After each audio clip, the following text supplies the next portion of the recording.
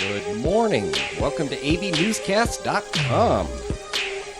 The number one news talk radio program in the Antelope Valley. And you can take us with you wherever you go. Yeah. Wherever you go. We're in your pocket. In the Antelope Valley, anywhere. Just follow us on the Spreaker radio network. It's really simple. Tough week in Los Angeles. Okay? This has been...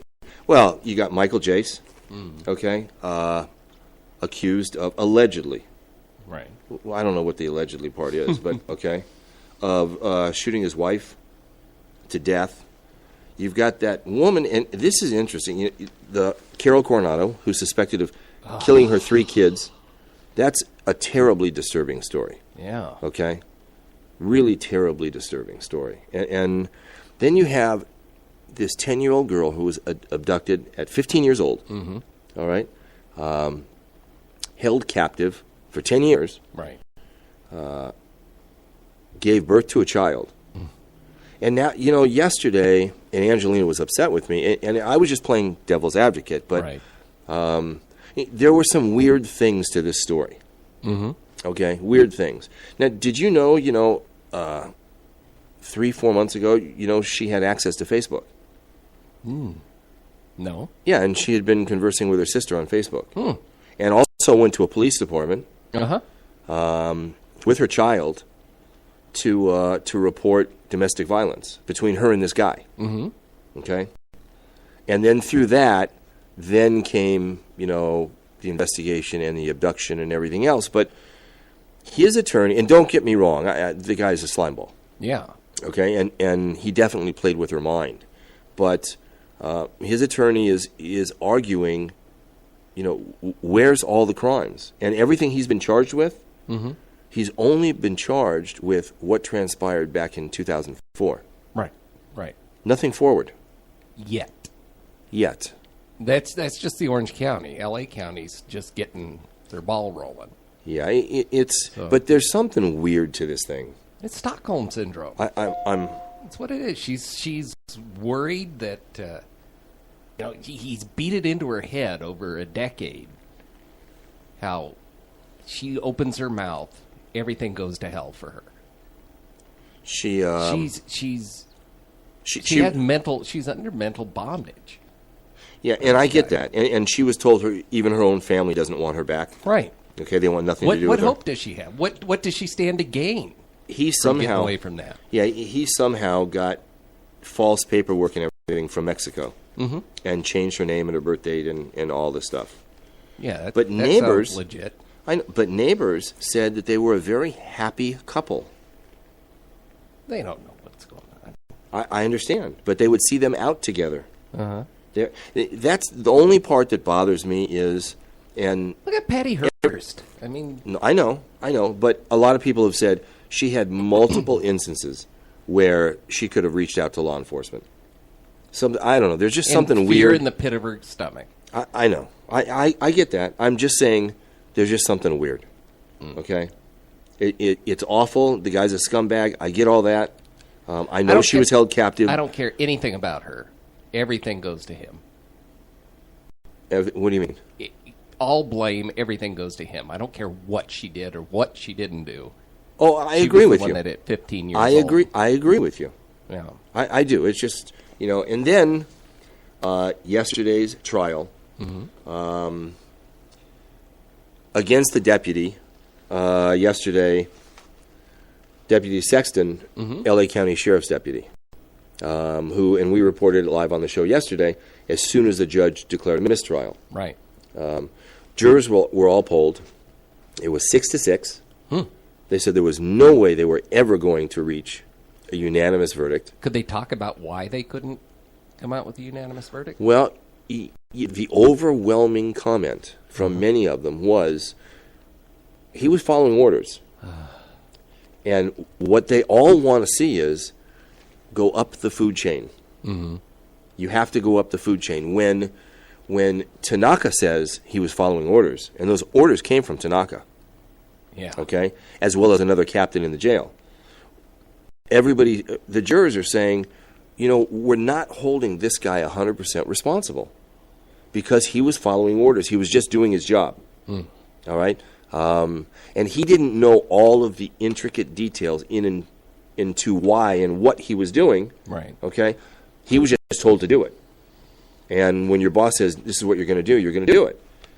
Everybody wants to see them go up the food chain, okay, and indict the people that started giving the orders.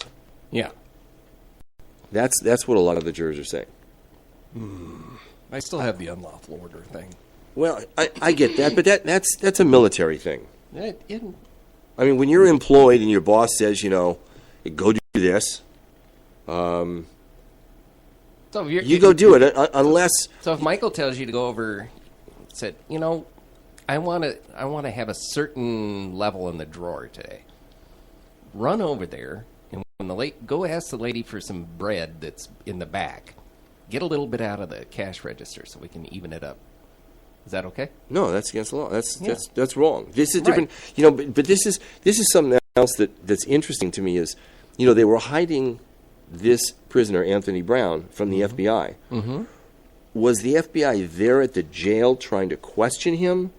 Was the FBI in the LASD inmate stuff? Were they trying to... where were they? I think there was some kind of clandestine communication network. And then the guy fell off the radar. Yeah. That's what I'm thinking. And then when they tried to reach out to the guy, he was gone. Hanging a sheet in the window, Right. And what a lot of people don't understand is not only did they move him from cell to cell and change his name and delete his fingerprints and change the birth date and the booking number and everything else, but they also took him out of the jail and they took him to other jails in the middle of the night. They'd put him in a car. Drive him out to Mariloma? Yeah, and very often he had like 12 deputies around him. Wow. And they'd take him out to a different place. And then, they were moving him around all over the place. But all the while there's crime going on. They got all these deputies tied up. Yeah, but I do agree that my feeling is they should go up the food chain. Oh, absolutely. Okay, I do. And there's another trial that will begin either today or Monday against another deputy that was involved in this. There's actually going to be 6 more trials. But I think at this point in time, I think if there's enough evidence, I think the FBI should and the U.S. Attorney should indict. Yeah, they need to start Paul doing Tanaka. that. They need to start doing that. That's my thought. And there's another captain that they're looking to indict as well. But I think that's what they ought to do. And I do believe, based on everything, I think Paul Tanaka should totally stop his bid for L.A. County Sheriff. I agree. I really do. And what's going to be interesting is, on June 3rd, I'm interested to see how many people out there, knowing what everybody knows, and how involved he was, are still going to vote for him. I think there's a lot of people that just pay no attention whatsoever. And those are a lot of the people that don't even bother going out voting anyway. But based on all of this, you think he could make another bid for mayor of Gardena? I would hope not. But I think people just, I don't know. I'm not going to say they're dumb, but they're... Well, you say never underestimate the person's greed. I say never underestimate their apathy and stupidity. Yeah. In a little bit after our 8:15 break, we are going to bring on Mayor Pro Tem of Palmdale, Tom Lackey, who is running for a seat in the 36th Assembly District. We'll have him on live and talk to him about a lot of issues. I want to talk to him about jobs, but he's there's a lot more to Tom Lackey than he talks about. That's true. All right. And he talks about his experience, but, I want to expand on that a little bit because somebody brought something up to me the other night that took place at our candidate debate as well as the one at Palmdale. And he's very modest. Yes. And he doesn't really, blow his own horn. Right. I'm going to try to get him to blow his own horn. Yeah, he needs to. I mean, not everybody knows him like we do. No. And they need to. Well, this is one person that said to me, who does know him, not necessarily personally, but knows his record and knows his accomplishments, and said, why doesn't he talk about this stuff? Yeah. Why isn't he talking about this stuff? Yeah. I said, I don't know. I'll have him on the show tomorrow, and we'll find out. Well, if you are running for office, there is a certain degree of tooting your own horn you have to do. At this point in time, Yeah. you got to. Okay, And 'Cause it's- especially if you're like Tom and you're not going to sling mud. The only other option is to talk about your record and what you've accomplished and what you intend to accomplish. Yeah, I agree. And then later on in the show, we might reach out to Michael Stein. I want to talk about Donald Sterling, but I also want to talk about Dallas Mavericks owner Mark Cuban and his remarks in the interview that he gave to Inc. magazine. Is it a requirement if you own an NBA team that you have no internal censor? That your mouth just opens up and words pour out? But you know what? I kind of get what he was trying to say. Right, but and just don't volunteer anything. Well, he is an outspoken, very forthcoming guy. Okay, and he says it. It doesn't make any difference. And he really went after Donald Sterling. But now, in a way, he kind of stepped in it. But we're in a world today where everything has to be so politically correct. Yeah, we take ourselves way too serious. That it's very difficult to, you have to think before you speak. And very oftentimes I make that mistake. But you need to. And I don't know if that's necessarily right. No? No, because... When a society loses its ability to laugh at itself, then it's just downhill. Everybody takes everything so seriously, and it's... It is. You should be able to think out loud a little bit and try to think things through without being called on the carpet for everything that you say. Right. There is an actor that came out to defend Donald Sterling yesterday. Really? Yeah, and we'll talk about that later on in the show. Okay. And then V. Stiviano, you know that the day before those audio tapes were released, she sent a text message to a high-up employee of the Clippers. And the text message said, "Let the games begin." Oh. Yeah, and did you know that Donald Sterling... I thought she didn't release those. She says somebody else did. Now, before those were released, he tried to repossess her parking pass, her VIP lounge, her courtside tickets, everything else. I see. And then this started. Yeah. You know that your career's over when you go make an appearance on Dr. Phil, though. You're about done. I think we should take a break if we can. Yes. And then we'll come back with Tom Lackey live on the show. All righty.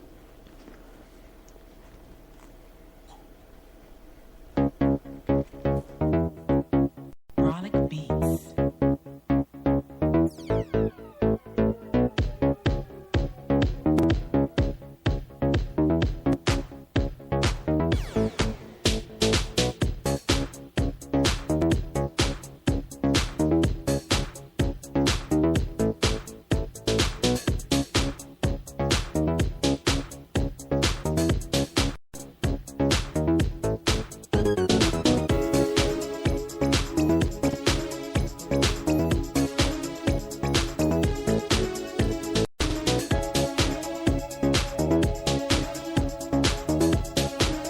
Dr. Lee Rogers. We need to end the bickering, the partisan politics, and the gridlock in Washington.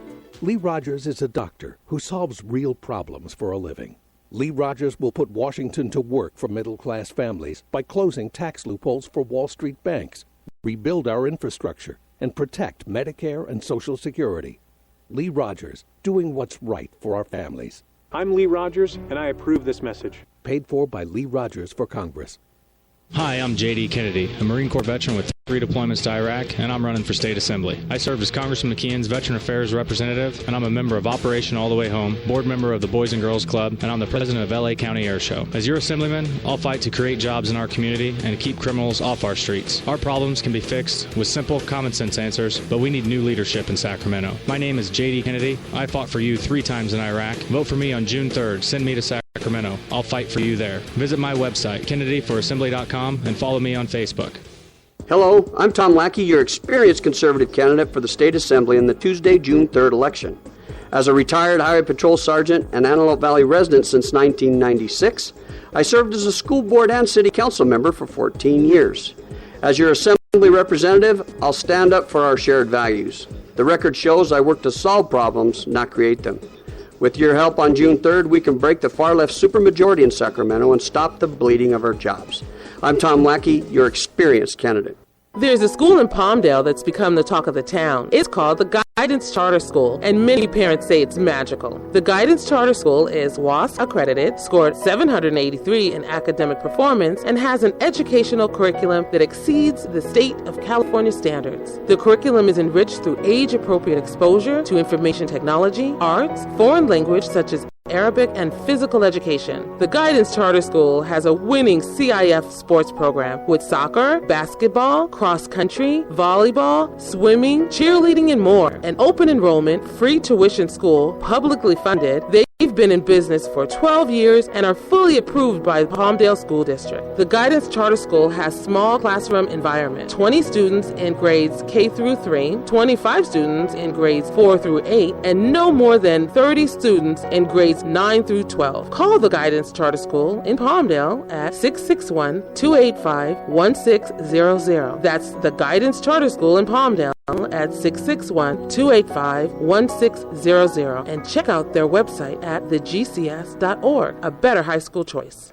Antelope Valley residents, this is Assistant Sheriff James Helmold seeking your vote for sheriff. As a 25-year veteran of the department, I'm not a politician. I'm a crime fighter committed to keeping our neighborhoods safe. I will ensure your sheriff's department is responsive to the Antelope Valley, not a one-size-fits-all approach from downtown Los Angeles. Let's also expand community involvement and youth outreach to ensure future success. I'm proud to be endorsed by both mayors and councils, local churches, and community groups. This is your sheriff's department. Please vote James Helmold for sheriff. Hello, neighbors. This is Mayor Jim Ledford, and I'd like to tell you about Steve Knight. Steve has been our councilman and our legislator for the past 9 years. Steve has been a staunch supporter of lower taxes and creating a better environment for job growth. That is why Steve is endorsed by the Howard Jarvis Taxpayers Association. Please stand with me and Supervisor Mike Antonovich in supporting Steve Knight as our next congressman. Chronic Beats.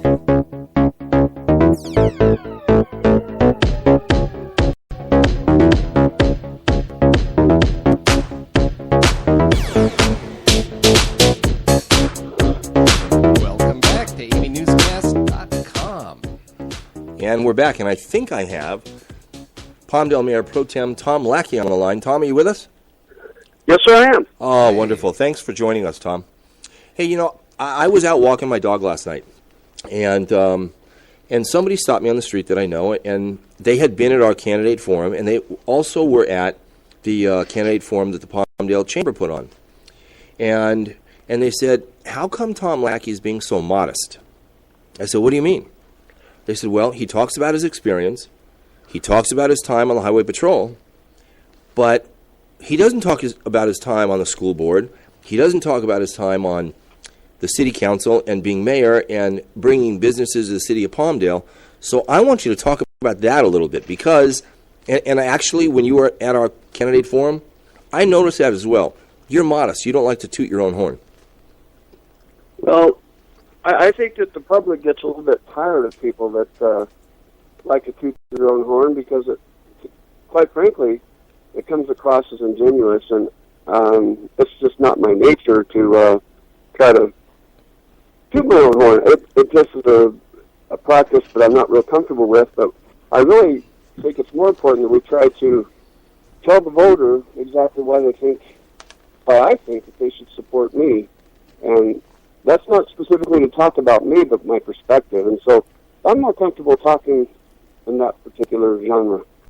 I know, and you're very modest, but one of the questions at our candidate forum was, you know, what businesses have you worked with in the last year or so to bring to the Antelope Valley, and da-da-da, and you didn't even get into, you know, what you've been doing when it comes to being the mayor pro tem for the city of Palmdale, sitting on the city council with Dick's Sporting Goods going into the mall and other businesses down at 47th East, and you know, you didn't even talk to that stuff. But okay, let's talk about what separates you from the other candidates.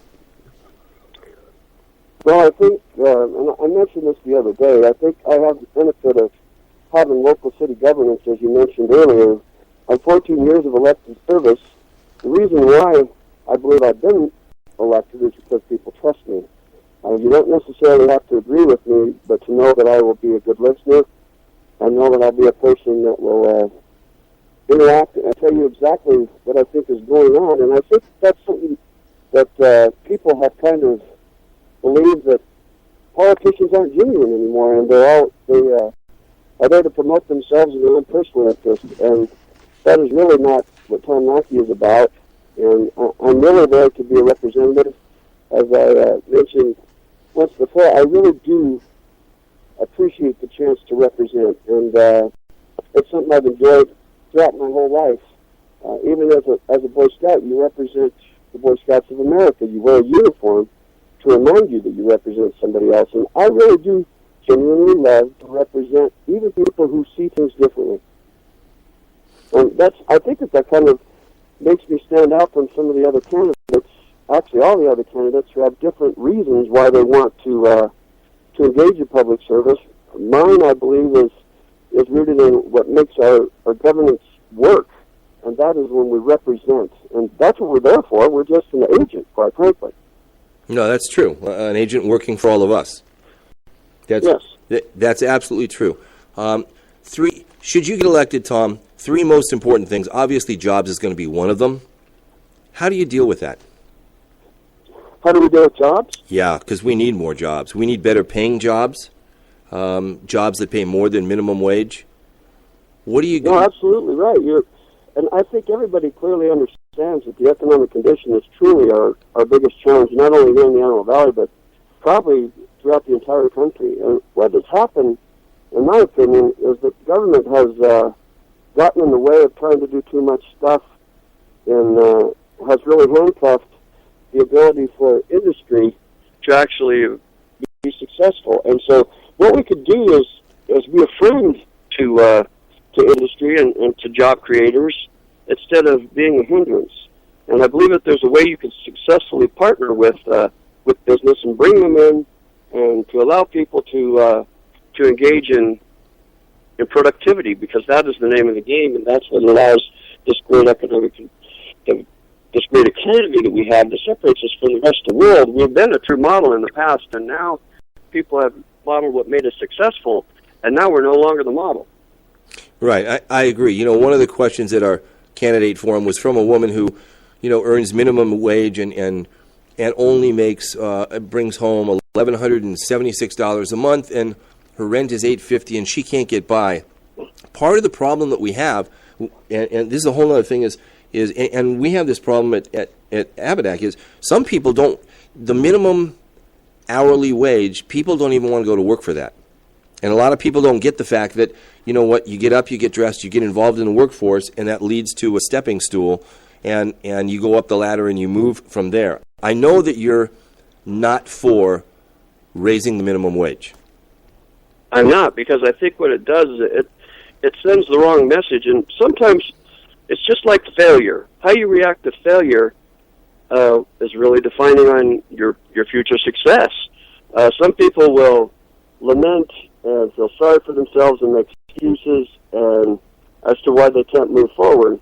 The same thing with interest-level jobs. They're not meant to be a destination. They're meant to be a starting point to allow you to learn, to allow you to develop, and to allow you to prove yourself. It's not supposed to be where you stop. And what we need to do as a society is encourage people to improve themselves and give them the tools. Tell them, hey, if you'll do A, B, and C, then you are going to be successful, and you'll be able to move on, and you're not going to be stuck in this huge challenge, this economic challenge that you're in right now. People have to have a reason to want to work hard and to want and to feel like they can. Self-confidence is something that we also need to build, and raising the minimum wage just sends a message of disincentive, and I think that's hurtful. Right, and I hear this from people that make minimum wage or $1 above minimum wage and are earning $9 an hour that would like to get retrained or would like to have a different career. They don't have the money, they can't afford to go to college, or they have kids, they don't have the time, but they say, if there was some place that the state provided, some place that I could go that wouldn't cost me any money, that would allow me to get trained or interned into something else, I would be all for that. And I have to say that I don't always believe that government is the answer.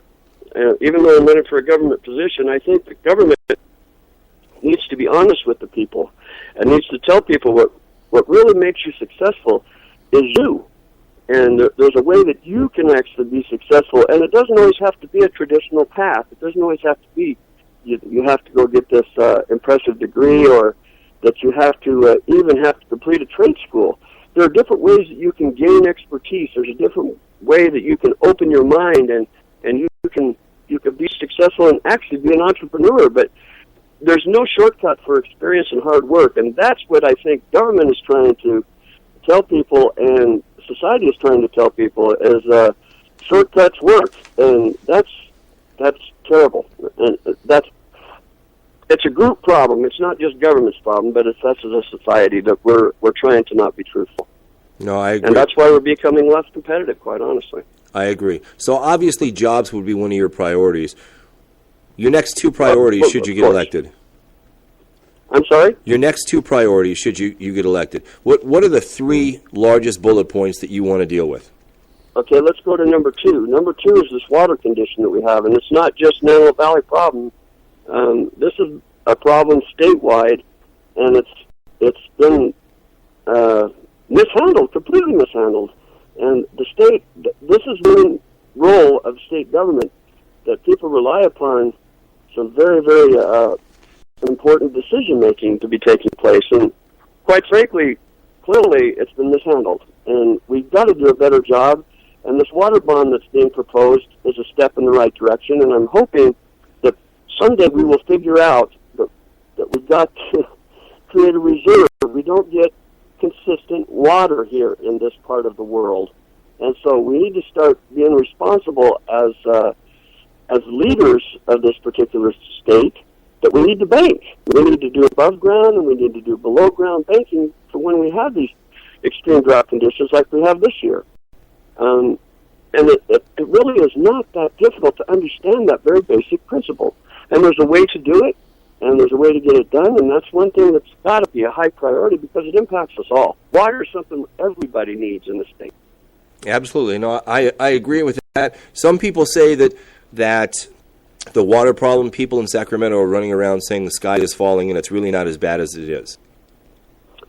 Well, I think that's in the eye of the beholder. I think we're in a desperate situation, but I don't think we're in a situation where we need to panic. We're never in that condition, but the more we put this off, the more challenged we become, and the more serious the consequences are going to be. You talk to people in the center of the state, and you ask them how serious the water problem is. I mean, a lot of them lost their farms, and it was over an environmental red herring, in my opinion. We had a fish that took priority over people's livelihoods, and I think that's a shame and something to be embarrassed of. We need to learn from those kind of missteps.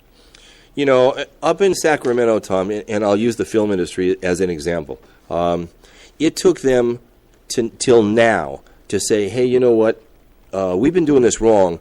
We need to get competitive and at least match what they're doing in Georgia, at least match what they're doing in New Mexico and New York. It took years, and we knew that the film industry was leaving Hollywood. We also know that the Antelope Valley, you've got almost 250, 300 productions a year that will shoot up here, albeit commercials or television or feature films or print shoots. That's a good source of revenue, but if we can't match the other states, it doesn't make any sense. It makes much more sense to take a $100 million movie and take it somewhere else. It took the legislature till now to say, hey, we might as well do that, and they're still not even competitive. I mean, you're using the operative word that really makes this economy work, and that's competition. And unfortunately, when you have big institutions, they manage by crisis. And our state government is a pretty big institution, and we have now waited for the crisis to hit before we understand how we need to compete. And it's quite silly that we have let an industry that has really defined California, even they are letting government know that, hey, you guys choke us out, it's a competitive world, and we will go to where we can flourish and where we can be the most successful. And they should. And we as as a state, need to understand, okay, they've upped the ante, or at least they've changed the game a little bit, and we need to evolve, and not just think that, hey, because this was our industry, that it's going to stay here. Well, we've seen to the contrary, and so now we need to compete, we need to provide the incentives, and they'll return. Actually, they want to stay here because all their stuff is here, and their world is here, and we have a lot to offer, but we don't have enough that we could just rest on our laurels and think the past practice is going to keep people here. Yeah, you know, when I was in the film industry as a visual effects director, it was less expensive for me to get on a plane and take a crew and go to Europe, go to London, and do the visual effects than do them right in my own studio in my own backyard. That's amazing. But it was, okay? I would save millions of dollars. But where does God now? Yeah, and like you just said, California needs to get competitive, and being competitive, that's not a partisan problem. It's not a Republican-Democrat problem. No, it's not. It really isn't. And you know what? Let's be honest. That many, and I would say maybe even most of our problems are partisan problems. We make them partisan, and it's really quite silly. And that's one of the benefits that I have in my experience is that I've held non-partisan position, and it never gets in the way, and it shouldn't get in the way at the state and federal level, but because the way that we do business, it's kind of become an impediment instead of a strengthening condition. Yeah, I agree 100%. And being competitive, you know, I was really disappointed when California, and especially the Antelope Valley, was not designated as one of the 7 drone testing sites, which would have been great for our economy. But California, it's inexcusable we lost that. It is. Completely inexcusable. It is. And that was from the top down. They just couldn't get it together, and they totally messed that up. That's a great example of just not watching the candy store and not playing serious ball. That's the problem that we have in Sacramento, and I'm not saying that you know it's our current, you know, well, what I'm saying basically is we're not taking it as though we're all working together to run a business. We're dividing it with the red side and the blue side, and they argue so much that we don't get anything done. You're absolutely right. I mean, the whole competitive nature of a perspective has blurred our vision and has become an impediment that we should be ashamed of. But it doesn't mean that the system is broken. It's just the way we've applied the system. And I think that many of us understand that. I mean, I don't think that the party that I belong to has the corner on the market on good ideas or even values. I believe that we stand for something, at least we should stand for something very clear, and we should hold to those principles so people can know what drives your decision making. How do you? I mean, that is a basis from which you draw decisions, and we've made this partisan thing mean something completely different that people just really have become cynical about. Well, you know, Kermit Franklin made a comment at our candidate debate, and he said, look, if you send a Republican up to the Assembly, he can't get anything done. And then he went on to say, and if you send a freshman Democrat up, he's not going to get anything done. So that killed himself as well. But I don't necessarily believe that that's true, because it isn't a question of, he's got a great idea, but he's a Republican, so we're not going to do it. He's got the idea to fix the state, but because he's a Republican, we're not going to do it. I think at this point now, everybody's got to work together to make things work. Mm. Yeah, I think that's a really, really sad characterization of elected service. If you think that somebody can't go up there just because they belong to a certain party and can't be successful, then you believe we have a broken system. And I will tell you that all you have to do, we have been in a minority status for decades. But you look at some of our representatives, we have the Amber Alert system directly because of somebody from our district. We also have Jessica's Law directly because somebody took the initiative here from our district. And we also have, you know, Steve Knight has completely made millions and millions of dollars of a positive impact towards the CalVet program. That is just really a really sad way to try to characterize how somebody can impact the system individually, because it's not real, and certainly it is a challenge, and you can't change the entire system, but you can make a very, very powerful impact. Yeah, I agree 100%. And I don't think it has to do with right now, whether you send a Democrat. We're talking about sending the best person up to Sacramento. It isn't the red team and the blue team. It's somebody that's going to go up there and get stuff done. That's basically what it is. And I just will tell you that the incumbent, for a number of reasons that we have, that you will hear here in the next few months, especially, no matter who is the Republican representative, and I believe I'm a strong competitor, and I do believe I am the best choice. You will hear the reasons why we believe we will do better. And when I say we, the Republican Party nominee or the number 2 candidate, whoever that number 2 candidate is, because I believe that the incumbent should at least make it through to the second round, and I believe that there's a good chance of that. But there will be a clear distinction if I make it through as to why you should vote for me instead of who we have up there. Yeah, I watched some of the candidates. I watched what's going on in the race for Congress for the 25th congressional seat. And yes. When it comes to the Assembly, and I'm seeing the infighting, I'm even seeing, Tony Strickland take pot shots that I think are cheap against Steve Knight. But the Assembly, this has been a pretty clean race so far. Yes, I'm by.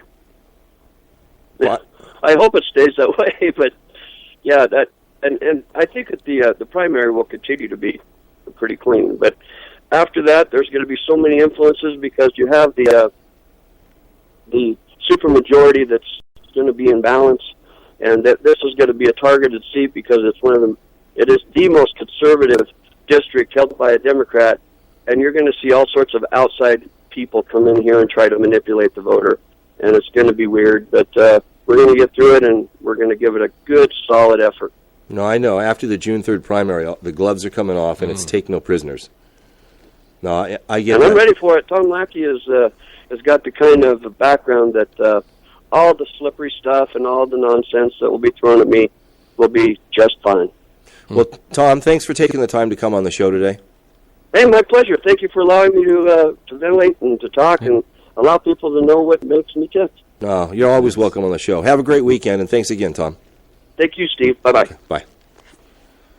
All right, and there we have it. That was Tom Lackey, who's running for the 36th District Assembly seat, who's also the Mayor Pro Tem of the City of Palmdale. We're going to take a quick break, and then we'll be right back. You're listening to AVNewsCast on News Talk Radio, the #1 News Talk Radio program in the Antelope Valley. From the concert hall, now into the song and dance.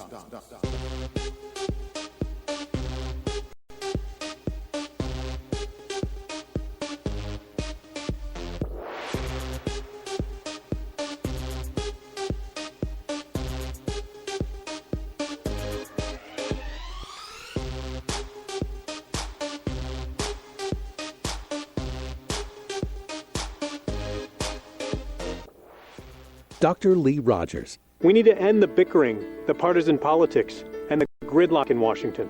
Lee Rogers is a doctor who solves real problems for a living.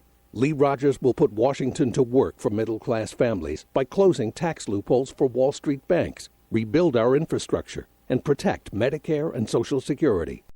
Lee Rogers, doing what's right for our families. I'm Lee Rogers, and I approve this message. Paid for by Lee Rogers for Congress. Hi, I'm J.D. Kennedy, a Marine Corps veteran with 3 deployments to Iraq, and I'm running for State Assembly. I served as Congressman McKeon's Veteran Affairs Representative, and I'm a member of Operation All the Way Home, board member of the Boys and Girls Club, and I'm the president of LA County Air Show. As your Assemblyman, I'll fight to create jobs in our community and keep criminals off our streets. Our problems can be fixed with simple, common sense answers, but we need new leadership in Sacramento. My name is J.D. Kennedy. I fought for you 3 times in Iraq. Vote for me on June 3rd. Send me to Sacramento. I'll fight for you there. Visit my website, kennedyforassembly.com, and follow me on Facebook. Hello, I'm Tom Lackey, your experienced conservative candidate for the State Assembly in the Tuesday, June 3rd election. As a retired Highway Patrol Sergeant and Antelope Valley resident since 1996, I served as a school board and city council member for 14 years. As your Assembly representative, I'll stand up for our shared values. The record shows I work to solve problems, not create them. With your help on June 3rd, we can break the far-left supermajority in Sacramento and stop the bleeding of our jobs. I'm Tom Lackey, your experienced candidate. There's a school in Palmdale that's become the talk of the town. It's called the Guidance Charter School, and many parents say it's magical. The Guidance Charter School is WASP accredited, scored 783 in academic performance, and has an educational curriculum that exceeds the state of California standards. The curriculum is enriched through age-appropriate exposure to information technology, arts, foreign language such as Arabic, and physical education. The Guidance Charter School has a winning CIF sports program with soccer, basketball, cross-country, volleyball, swimming, cheerleading, and more. An open enrollment, free tuition school, publicly funded. They've been in business for 12 years and are fully approved by the Palmdale School District. The Guidance Charter School has small classroom environment. 20 students in grades K through 3, 25 students in grades 4 through 8, and no more than 30 students in grades 9 through 12. Call the Guidance Charter School in Palmdale at 661-285-1600. That's the Guidance Charter School in Palmdale at 661-285-1600. And check out their website at thegcs.org. A better high school choice.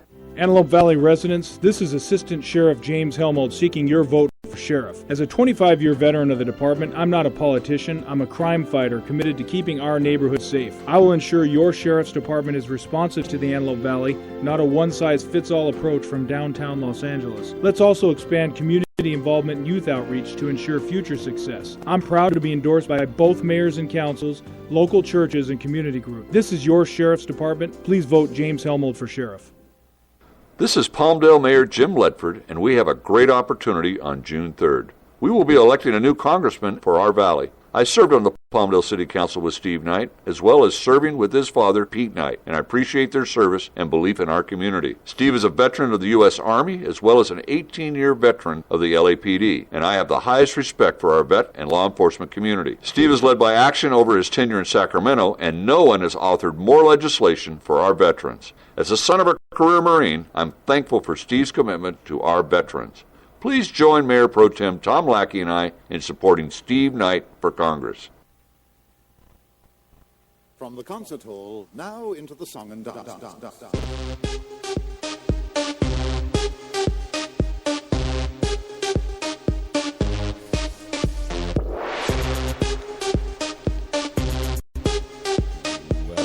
To AVNewsCast.com. The number one news talk radio program in the Antelope Valley, and I think we've got Michael Stein on the line. Michael!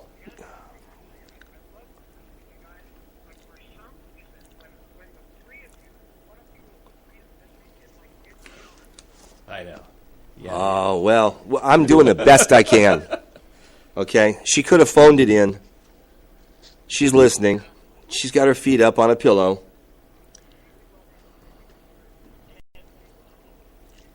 The other day, and I heard Steve, he's constantly talking about the politics of Antelope Valley, and I was really riveted. I almost passed out while I was driving on the freeway. Yeah. That's... well, okay, all right. I know you're, no, you're really involved in the community in Antelope Valley, and that's good. That's good. Now, there's names that always pop up in the Antelope Valley that I'm always hearing, and there's like a name I hear all the time. There's like two names. Tom Lackey. Yep. That's like a name. That's like that name is synonymous with like AVNewsCast. And then there's another. What's another one of those names that you always say? Jim Ledford. Jim what? Jim Ledford.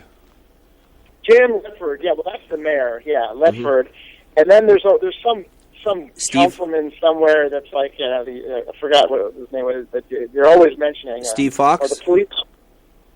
Lee Baca. Oh, my God. Oh, yeah. Lee Baca. Algorithm between Tom Lackey and Lee Baca. Those two names, I think, like, you say more than the word the. No, Tom Lackey doesn't want to be associated in the same sentence. I don't think right now.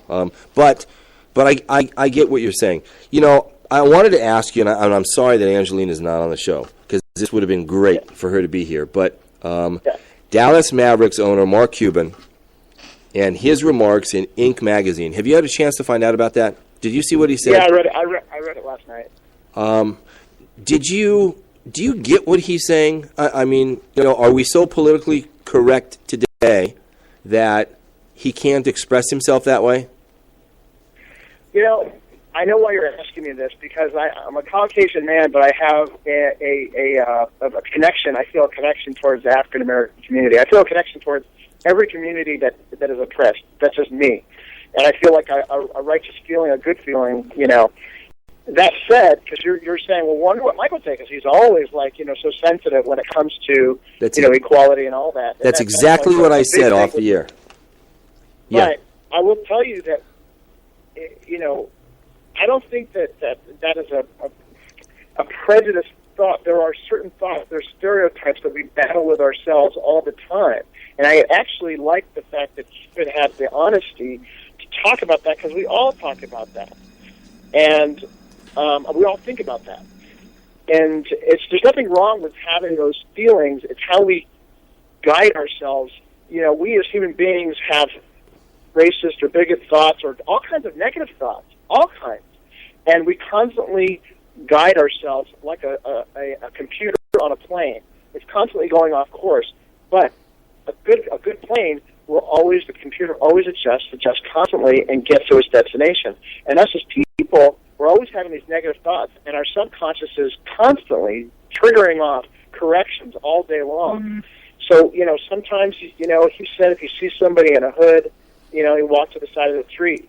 You know, there have been people that are dressed a certain way where there seems to be more prevalent activity, you know, and your cognitive, you know, takes over and says, this is what, you know, my associations, you know, and you're correcting yourself and say, wait a second, let me judge the situation for what it is right now, and let me use my best judgment.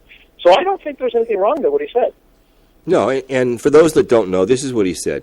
Mark Cuban said, if I see a black kid in a hoodie and it's late at night and I'm walking down the street, I'm going to go to the other side of the street. And if on that side of the street there's a guy with tattoos all over his face, a white guy, a bald head with tattoos everywhere, I'm walking back to the other side of the street.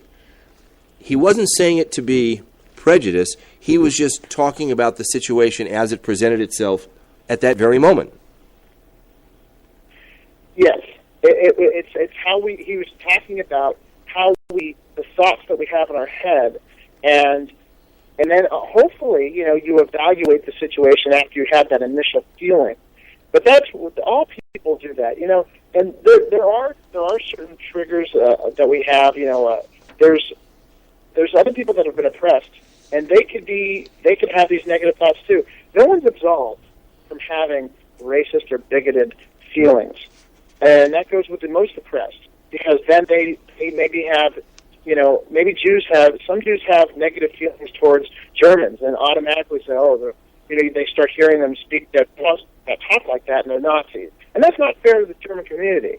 Likewise with maybe a Caucasian person from the South with a heavy accent, you know, we shouldn't automatically assume that they're bigoted towards, somebody of African American, you know. So these are careful things that we, you know, as a community, as we evolve in our higher consciousness, it's really important to realize that you do have these feelings, but what do you do with the feelings after they occur? These subconscious thoughts. Sometimes you're conscious about them. You know, you ask yourself, why am I thinking that?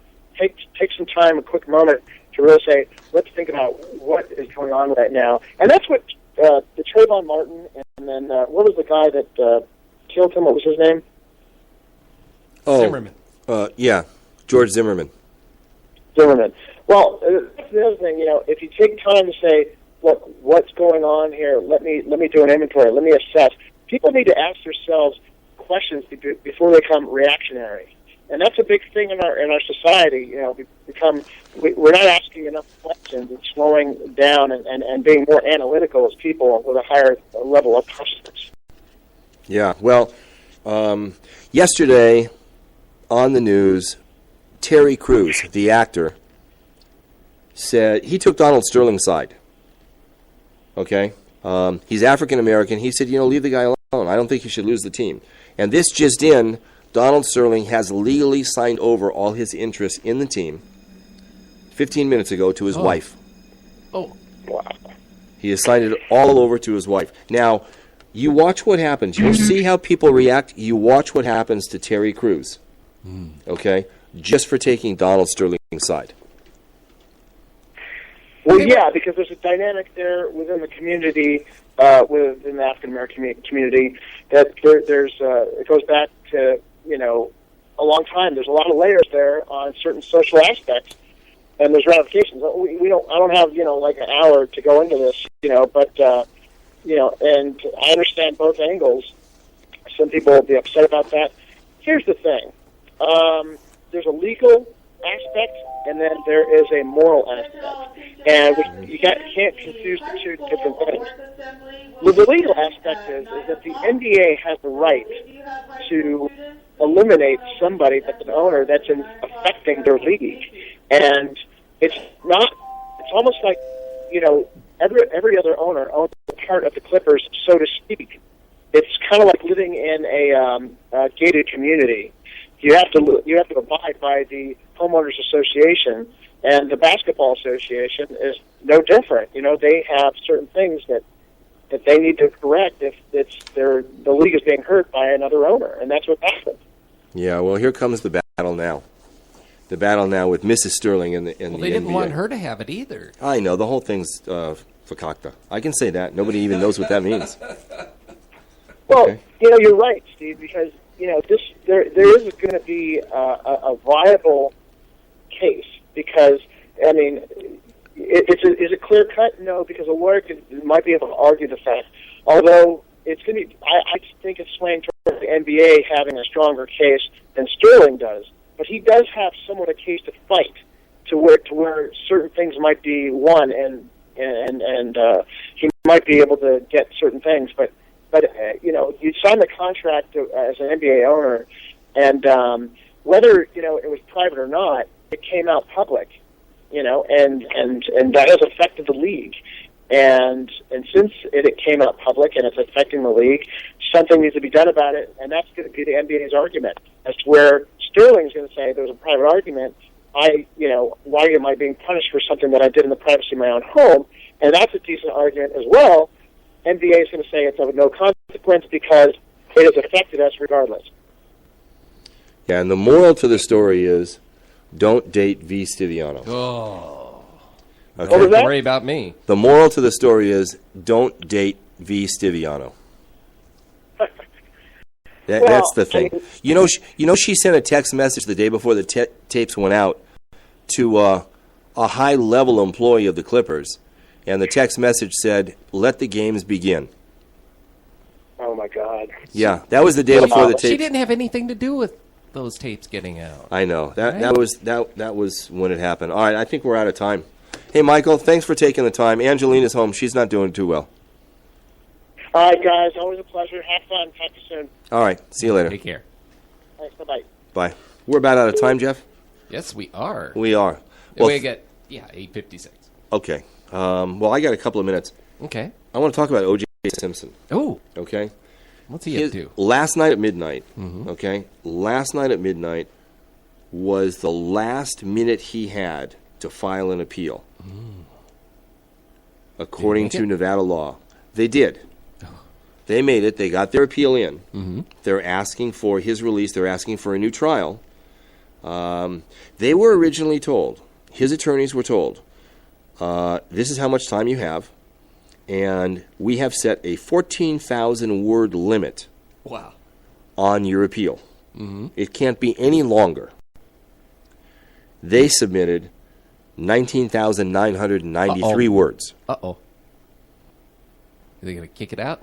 Now the appeals court has to decide whether they're going to accept it. And then if, in fact, they don't accept it, then they'll file an appeal as to why their appeal wasn't taken.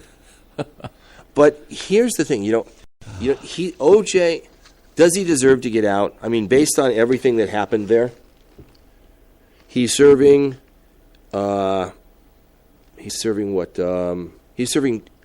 years to life. Right. Okay? He's not eligible for parole till 2017. A lot of people say part of the backlash was because they know he was originally guilty in the murder of Nicole Brown. Right. And they weren't going to take it anymore. Yeah. They weren't going to take it anymore. He was convicted of kidnapping, armed robbery, and a lot of other charges as well. Right. Okay? Because he took a gun in there claiming that he was trying to recover his stolen sports memorabilia. That's why you involve the police. It's something stolen, you involve the police. You don't take that matter into your own hands. Then it becomes kidnapping, robbery. Yeah, he's got, he has no money anymore. None at all. He's got a $33.5 million judgment against him from Nicole Brown Simpson's parents, Ron Goldman. He's ill. He has cancer. And he wants to get out. Yeah. And where's he going to go? What's he going to do? Yeah, he's better off where he is. He's getting medical care. He doesn't have his properties anymore. No. He has nothing left. But they claim that it was not a righteous trial. They claim that evidence was suppressed, that he is due for a new trial, and you got to bring him to trial. It's you know, this is one of those situations where, you know, on one hand, I kind of feel bad that the guy's rotting away in prison, but then on the other hand, I hate the fact that he got away with murder. Right. Yeah. I really do. I don't feel a bit bad for him. I was in a home 3 weeks ago, and the person that owned the home, she was one of the people that actually selects and comes up with questions for jurors. Ooh. Okay, to help the defense or the prosecution, depending upon who she's working for, select the right juror that's going to help them get. Consultant. Yeah, that's going to help get them the right verdict. Right. Isn't that something? She did the O.J. Simpson. Oh. She was for the prosecution. Oh. She didn't do a good job on that one. I don't know. But it wasn't really her fault. Job. It was, no, they blew it. Yeah, that was it was terrible. that one glove. Yeah. If it doesn't fit, you must acquit. Yeah. That was it right there. Well, I could make it look difficult trying to fit my foot in a Shaq shoe. But tell me, every time you drive down the street and you see a white Bronco, don't you think of O.J. Simpson? I was there. Everybody does. I was on the side of the road. I got video of that. And you were filming him as he was driving. Yep. Yeah, I was there for a little piece of history. I remember that too. We're out of time. Thank you for making AVNewsCast the #1 news talk radio program in the Antelope Valley. And remember, you can take us wherever you go. We're live on the Spreaker radio network, streaming to your phone, your laptop, your computer, wherever you are, all the time. Have a great weekend. Have a safe weekend. And we're not going to be here on Monday. Monday is a holiday. Yes. It's Memorial Day. Yes. But we will be back on Tuesday. And Tuesday we will have Lee Rogers, who is running for the House of Representatives in the 25th Congressional District. He'll be on Tuesday. Wonderful.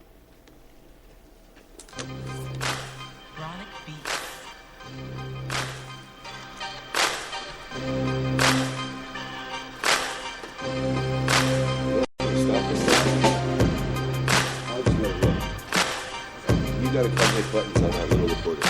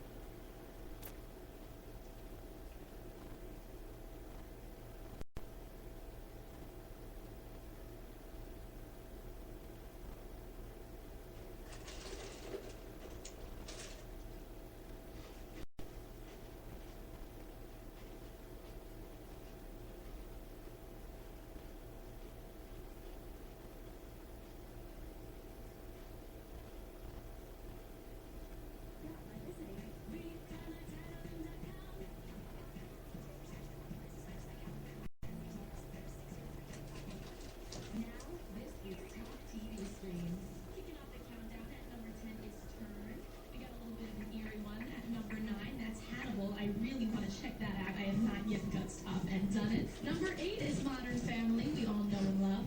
The Mentalist is at number 7. 24 is our number 6 watch show for the week.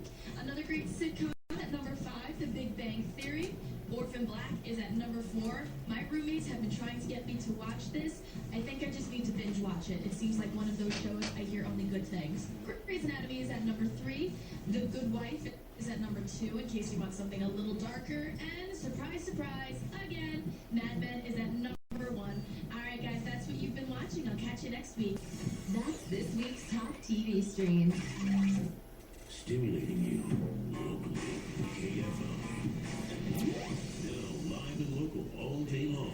KFI, more stimulating talk radio.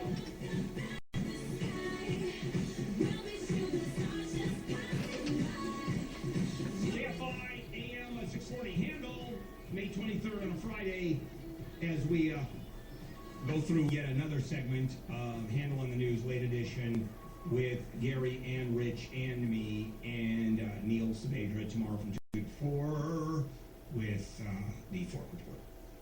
Okay. O.J. Simpson news. He is now trying to appeal again, wanting a new trial. And the argument is that he got insufficient legal help. That in fact the previous lawyers did not do as good a job as required, and but the current attorneys are not specifying as to how horrible they did. Isn't it about time for him to come out? 2017, his first. That's his first parole hearing. Remember, he got a lot of years. I think he got 30-something years to life. Is what he got. I say, let him have another trial. Those actually do pretty well for ratings, I think. Yeah. Hey, bus fares are increasing. The MTA board voted to increase bus train fares. Yeah, because I know, Handle, for one thing, you travel bus and train extensively through the LA basin. And it's going from $1.50 to $1.75. Now, and in order to keep the trains and the buses going, because they run usually at a deficit. Now, what do trains cost to ride? I don't know. It must be more than the bus. Oh yeah. But you know what? And I've done the train down to San Diego, but I think that's different. I don't think that's the MTA that runs that. These are Metro buses and the blue line, red line. Yeah, I think it is, and the bus line. I do believe that's the case. Similar? Don't they? Aren't the buses and the trains very similar? Really? Buck and a half, something. It could be. I don't know the answer to that, but the question is, because you have the bus riders union screaming that this is on the back of the poor people and they shouldn't have to pay. Problem is, I know you do, but it's only the poor people that do ride these. So I got an idea, Rich. Why don't we raise taxes for anybody that earns any money, and why just not throw another 2% on to pay for the buses? What do you think, Rich? Okay. All right. So instead of the 62% that Californians who make a ton of money are paying, I think it should be 64%, because there's never, ever enough in terms of the taxation. You know what? Screw the poor people. Wow. Said the man very well high on the hill, behind the gate. You know you're talking about all of us, right? If God intended rich people, don't go there. Yeah. Really? Don't pull the guy. The more go ahead, Handle. The only thing, preach it, brother. Preach it. The only thing better. Oh, yeah. There you go. Take it from Larry. Yeah. Okay. I want to hear what Pastor Bill has to say about God's message to rich people. Go on. Amen. As Jesus once said, the rich will inherit the earth. God loves the rich. Preach it. Because they wouldn't be rich unless God loved those people. Neil, you're shaking your head. That's the affirmation check. Yeah, I'm affirming what you're saying. Got the Spirit of Jesus running all through me. The Spirit of something. I got a witness. That's it. That was a really short sermon. That wasn't. There's not much more. Jewish church is good. Very succinct. The rich will inherit the earth. They don't pass the plate at any synagogue. Did you know that? They don't? Nope. They're not interested in passing the plate. But don't you have to be a member? And you have a membership fee? Usually there's a membership, but they don't. Pass the plate. Don't you guys just have like the ATM on the way in? No. And I'll tell you why. You have to be a member of a synagogue. Well, usually you are. What does it cost to be a member of a synagogue? It can cost thousands of dollars. It can. Church act all high and mighty that there's no one got a fry basket coming around. And I'll tell you why they don't pass the plate. Okay. Because the checks don't stay in the plate. They tend to float out. High Holy Day. Because they only want checks. High Holy Day. How much does it cost to go to a High Holy Day? Because you have to buy a ticket, right? Well, you don't have to buy a ticket. What does it cost to go to High Holy Day? You don't have to buy a ticket. What does it cost to go to High Holy Day? At our synagogue? Yes. $175 a ticket. Okay. So Why are you kidding me? Is that right? The worship? I have no idea. And how many high holy days are there a year? There's 470. You buy for the entire High Holy. Oh, you get a season ticket? Yeah, you get a season ticket. And so you got everybody here going, wow, they don't pass the plate. That's really cool. They don't get Now, there's parking included with those season tickets? Yes. Now, let me make a point. How much is valet at your synagogue? Can I make a point, please? Can I make a point? You've made it. And that is, number one, you don't have to be a member. And number two, you don't have to buy a ticket. That's considered a donation to the synagogue. Anybody who can't afford it can easily come in and will do it for free. The problem is no Jew will ever admit he can't afford it. I have a question. Yes. If I showed up on the doorstep at the next High Holy Day, yes, with my little cross pendant, yes, are they going to allow me in? Absolutely. Absolutely, they'll allow you in. What you won't get is you won't get the good seats. What you'll do is you'll be up in. Can you go to the bathroom? You're in the bleachers. We don't have box seats. You're not going to get Manischewitz bus service at the seats you're going to be at. Actually, next time you try and pass that off, don't